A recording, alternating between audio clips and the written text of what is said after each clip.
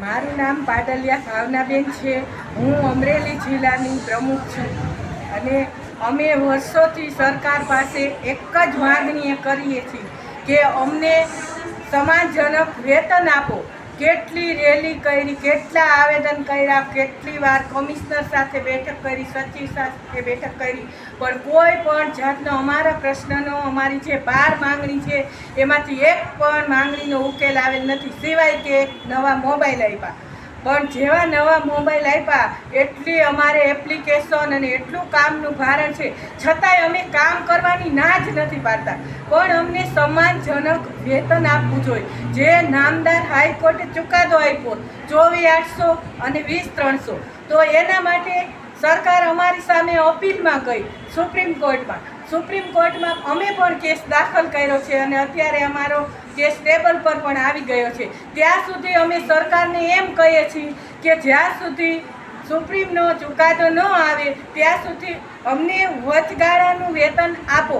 જે અત્યારે 18,500 છે, નાનામાં નાનું વેતન છે, એના માટે અમે સરકાર પાસે માગણી કરીએ છીએ। પણ સરકાર હજી સુધી અમારા એક પણ અમને 2 મહિનાનું સરકારે કીધેલું કે ચૂંટણી પછી જાહેર કરશું, પણ સરકારે જાહેર કરેલ નથી।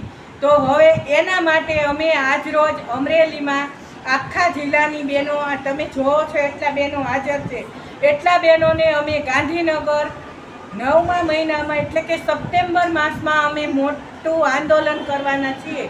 એના માટે દરેક બહેનોને દરેક તાલુકામાં અમે પત્રિકાનું વિતરણ કરેલ છે અને આજે અમારો કાર્યક્રમની રૂપરેખા વિશે અમે અહીંયા ભેગા થયેલા છીએ બહેનો। અમે આજે કોઈને આવેદનપત્ર પણ આપેલ નથી, કારણ કે અમે આવેદનપત્ર આપી અને ખૂબ જ ધરાઈ ગયા છીએ।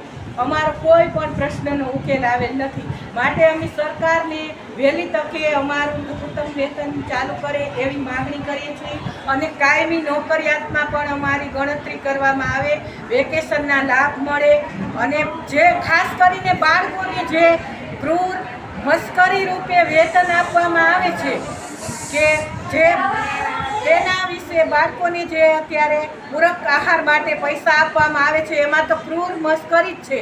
4 રૂપિયા ને 10 પૈસામાં 3 ભોજન કેવી રીતે બને? એ 2018ના દર નક્કી થયેલ છે, એમાં સરકારે 1 પણ રૂપિયાનો વધારો કરેલ નથી।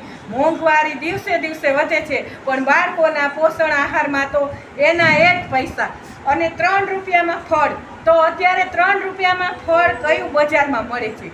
તો સરકાર એ પણ વધારો કરતી નથી।